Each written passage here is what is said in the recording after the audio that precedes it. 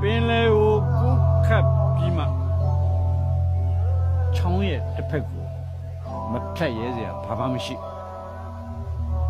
တောင်တက်သမားအတွက်ဂုံးကပုံဆိုတာမြေပြင်မှာပဲအမောင်ညခရီးမှာအာယုံဟာအင်အားသိကြောက်ကဘာတဲ့ဘယ်တော့မှပြန်မစင်းဘူးပင်လေလိုင်းအောင်ဘယ်တော့မှပြန်မရောက်ချင်ဘူးဒုက္ခတောင်ထိတ်မှာကြောင်ပိတ်ပြီးလဲမနေနိုင်ဘူးရောင်နေမြင်မှခြေလမ်းတွေရှစ်မဆက်ကြရဲ့ဝါခါကာသေးတဲ့သမိုင်းရှိတဲ့နဲ့တိုင်းပြည်ဖြစ်ကိုလောက်ကြလိုက်ပါကျေးဇူးပါဝေးနေရင်ဒီလွမ်းလို့မဖြစ်ဘူးသိရွက်တွေပြာဖြစ်နေတဲ့အချိန်ချစ်လို့မဆုံးဘူးအငုံတွေကျွေးကြနေတဲ့အချိန်တိမ်တွေလည်းမပြာစီးစာတွေရုပ်ဆိုးအပုတ်သုံးနဲ့ထောင်းထောင်းနဲ့မင်းကောင်းကဆံရွယ်နုတယုတရထွေးပွေဘယ်စိတ်နဲ့များမွေး၍ပြောနိုင်ကြပါမလဲဝေးရမှာဘုံအာယုံတစ်ခုတည်းနဲ့ငါတို့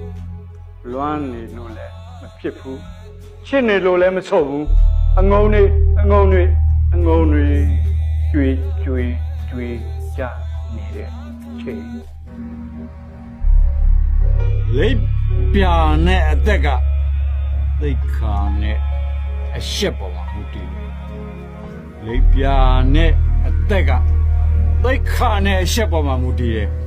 လိပ်ပြာမဖြူရင်သိခါဟူသည်မရှိ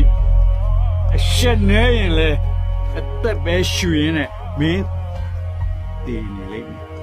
အရှက်နေရင်လေအသက်ပဲရှူနေရင်နဲ့မင်း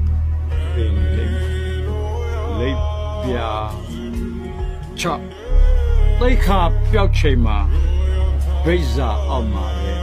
ပြန်ဝင်နေတယ်တကြောင်တကားတာ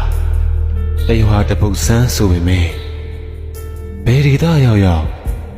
မင်းစီကိုပဲတိုးဝင်နေခြင်းနဲ့ပိုးဖလံမှာဥယျာဉ်မရှိပဲလက်ပြလေးကိုပျော်သေးခြင်းတာတိတ်ကိုယူမိုက်တာပဲမဟုတ်လားဖယားမှာနီးစပ်ဖို့အတွက်တပြေခတ်တွေလူဘဝခဏလေးမှာစုတွေအများကြီးတောင်းခဲ့ပြီးပါကွာ